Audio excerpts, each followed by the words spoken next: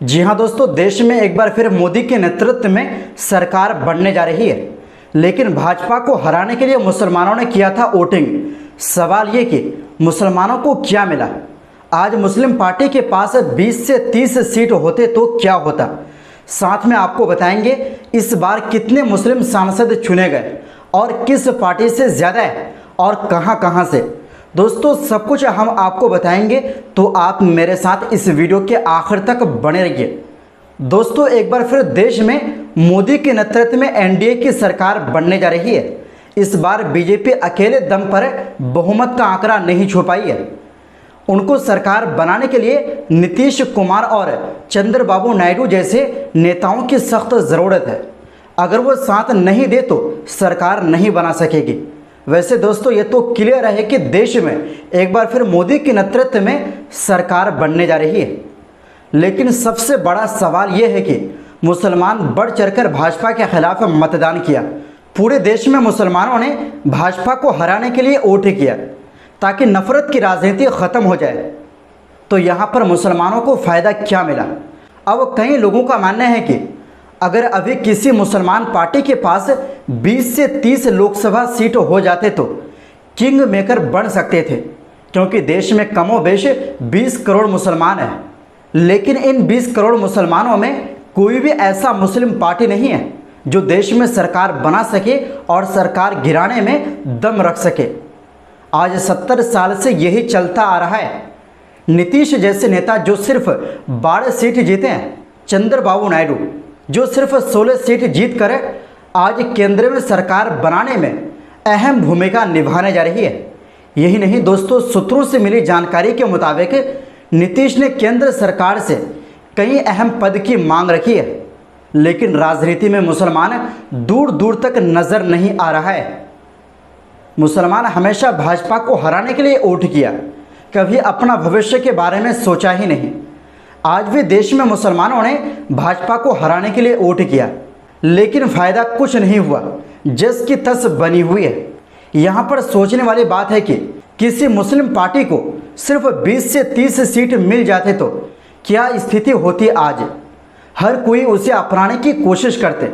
अगर मैं कहूँ कि भाजपा भी मुस्लिम पार्टी को सरकार बनाने के लिए बुलाते तो इसमें कोई गलत नहीं होगी और मुसलमान को सरकार में ऊंचा पद मिलते, चाहे जिस पार्टी के साथ सरकार बनाते। आज देश में ओवैसी की एमआईएम पार्टी की काफ़ी चर्चा हो रही है, क्योंकि ओवैसी की पार्टी को बहुत सारे मुसलमान बीजेपी का बी टीम बता रहे हैं। यानी चुनाव में चाहे सैकड़ों पार्टी वोट काटने के लिए खड़े हो जाए, इससे कोई फर्क नहीं पड़ता। लेकिन अगर ओवैसी की पार्टी आ जाए तो मुसलमान बीजेपी का बी टीम बताकर विरोध करने लग जाते हैं। यही वजह है कि ओवैसी की पार्टी को गठबंधन में शामिल होने के लिए आमंत्रित भी नहीं किया था, क्योंकि उन्हें पता है कि मुसलमान हमेशा भाजपा के खिलाफ वोट करेंगे। अगर पार्टी देखकर और अपने हक के लिए वोट करते तो वोट परसेंट के हिसाब से कोई भी पार्टी ओवैसी की पार्टी को गठबंधन में शामिल कर सकते थे। जबकि संसद से लेकर सड़क तक कोई भी नेता आज मुसलमानों के बारे में बोलने को तैयार नहीं है। खैर दोस्तों, ये आपका अधिकार है कि आप किसे वोट देते हैं, लेकिन जो सवाल बन रहा है सिर्फ वही मैं आपसे पूछ रहा हूँ। वहीं दोस्तों 18वीं लोकसभा चुनाव के सदस्यों का चुनाव हो चुका है। जल्द ही नई सरकार का गठन भी हो जाएगा।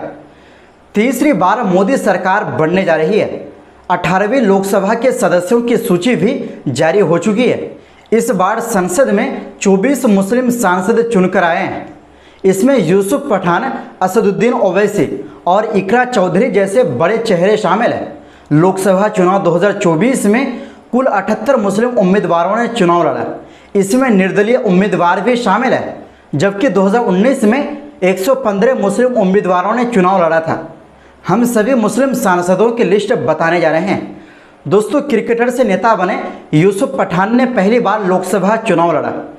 उन्हें पश्चिम बंगाल के बहरामपुर से टीएमसी ने अपना उम्मीदवार बनाया था।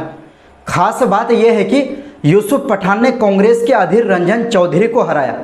वहीं उत्तर प्रदेश में कांग्रेस के इमरान मसूद ने सहारनपुर सीट पर 64,542 वोटों के बड़े अंतर से जीत हासिल की। कैराना में समाजवादी पार्टी की इकरा चौधरी ने जीत दर्ज की, जो सबसे युवा सांसदों में से एक है। इकरा ने भाजपा के प्रदीप कुमार को 69,116 वोटों के अंतर से हराया। उधर एमआईएम के प्रमुख असदुद्दीन ओवैसी ने अपने हैदराबाद गढ़ को बरकरार रखा और बीजेपी की नेता माधवी लता को 3,38,087 वोटों के बड़े अंतर से हराया। लद्दाख में निर्दलीय उम्मीदवार मोहम्मद हनीफा ने कांग्रेस के जमयांग तसेरिंग नामग्याल को हराकर जीत दर्ज की। लोकसभा चुनाव में कांग्रेस के 7, समाजवादी पार्टी के 4, टीएमसी के 5, आईयूएमएल के 3, नेशनल कॉन्फ्रेंस के 2 और 2 निर्दलीय मुस्लिम उम्मीदवार जीतकर संसद पहुंचे हैं।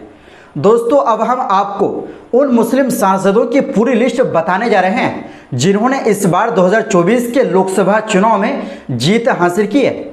वैसे इस बार 2019 के मुकाबले 2 मुस्लिम सांसद कम हैं। अगर हम कांग्रेस की बात करें तो कांग्रेस में धुबरी से रकीबुल हुसैन, किशनगंज से मोहम्मद जावेद, कटिहार से तारिक अनवर, वडकारा से शफी परम्बिल, सहारनपुर से इमरान मसूद, मालदह दक्षिण से ईशा खान चौधरी, लक्षद्वीप से मोहम्मद हमदुल्ला साइद।